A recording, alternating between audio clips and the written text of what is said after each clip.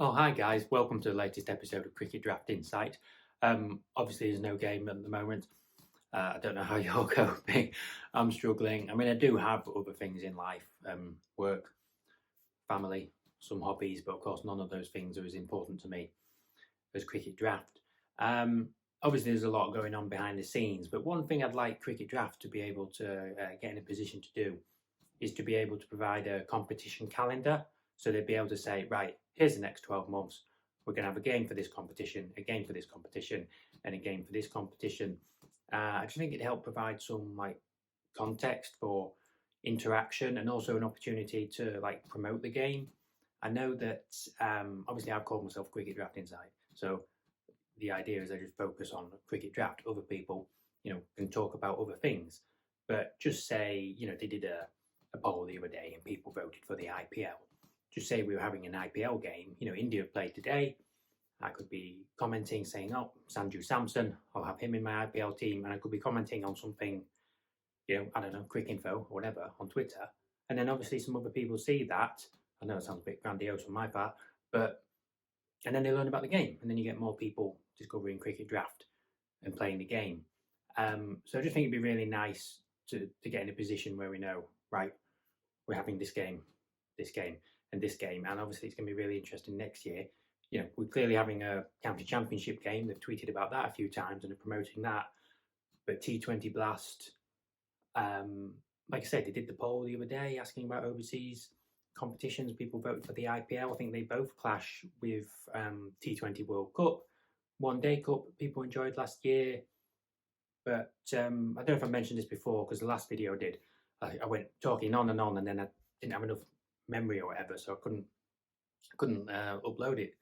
But I don't know if cricket draft are like millionaires who just lounge around all day, or if they're working around 40-hour jobs, hoping to get themselves in a position where they can just do cricket draft all the time, which would be great because if we had cricket draft competitions like every day of the year, that'd keep me occupied. But yeah, like I say, just be nice to get in a position to know, next few months which competitions are going to have cricket draft game.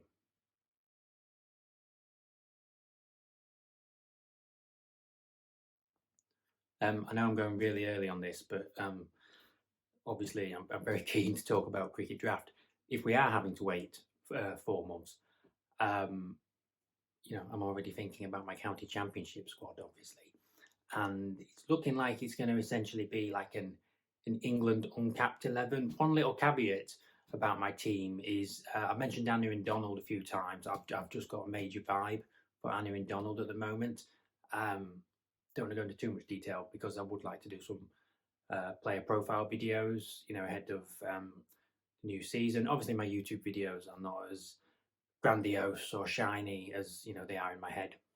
But I like to think even just playing last season, I've learned a lot more about the game, and I can provide some worthwhile insight and thoughts for people to consider when selecting their teams. But what I was getting at was one caveat with Anu Donald is I don't think he was listed as a wicketkeeper last season, and obviously he was signed specifically to keep wicket. I think because Brooke Guest was injured, and I don't think Derbyshire have another wicketkeeper. So if Guest got injured, Donald would be keeping wicket. And I know, I mentioned before, I think that I thought Finley Bean was a bit of a shrewd one. He may well have kept wicket, but Yorkshire obviously have Johnny Tattersall and Harry Duke. So you'd need both of those players to be unavailable for Bean to be keeping wicket. Whereas at Derbyshire, if Guest is unavailable, presumably Donald's keeping wicket. And he actually is probably in a similar position now to Ollie Carter and Peter Hanscom, because I would have thought John Simpson and Ben Cox will actually be keeping wicket, but they'll be listed as wicket keepers, won't they? I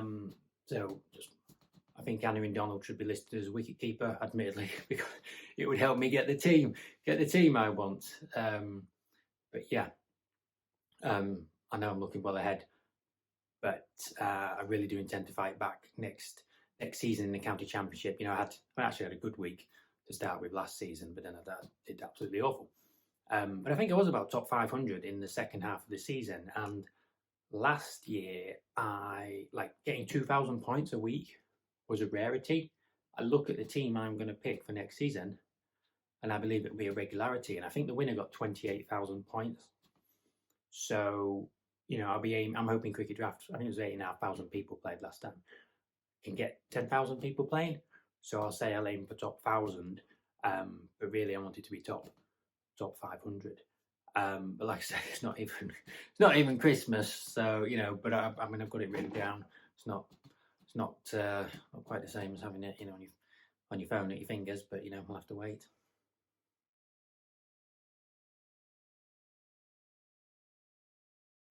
Yeah, just looking ahead to some of those player profile videos and some of the players I've got in mind for my squad. Last year I did a few player profile videos of players I didn't pick, and then they did well, and I got frustrated. Don't get frustrated; it's just fantasy cricket. But I've got a few ideas for some players to do player profiles of. There's a couple in particular, like obviously, I'm just giving a few things away. So Nathan Lyon, obviously he's joined. It's going to be fascinating to see the comparison with Simon Harmer and the price. And I know I did mention that I thought Simon Harmer should be an all-rounder. And I know some people actually mentioned about that it doesn't matter because obviously it looks like cricket are changing things. They have like 5 batters, 5 bowlers, but it does matter bowler to all-rounder because obviously if you still get minus 25 for a duck, it is quite relevant. I imagine Lyon would be cheaper than Harmer. I don't know, first class bowling average off the top of my head. I should research that compared with Harmer's, but Harmer can bat, obviously, so that's the thing. Even if he's a bowler, even if they have the same bowling average of about 30, Harmer averages 24 with a bat, Lyon averages 8. Well, then, excuse me. Well, then Harmer, he's going to be worth. He's nearly £200,000, wasn't he, last year? So we'll see how much Lyon is. Also, actually, again, trying to save some of these ideas for videos in the future, but because I thought Nathan Lyon, actually, Bailey Anderson, if we're not going to play, Williams, he has to follow a very good bowling attack, but then so does Harmer because there's Cook and Porter and they normally find someone else, so he still does well even though he follows good bowling. It's not like he's denied the opportunity to take a load of wickets, is it? Anyway, just a few things because obviously I'm like chomping at the bit to talk. To play the game. Do we have do we have to wait 4 months really? Could anything South Africa T20? What's the other one? PSL, Hungarian T10 indoor. I don't know. Anything keep us occupied. Anyway, I'll stop rambling because, like I said, I really like these YouTube videos to be high quality, and I'm just in my living room in the darkness. I mean, rearrange the furniture. All right, how's that?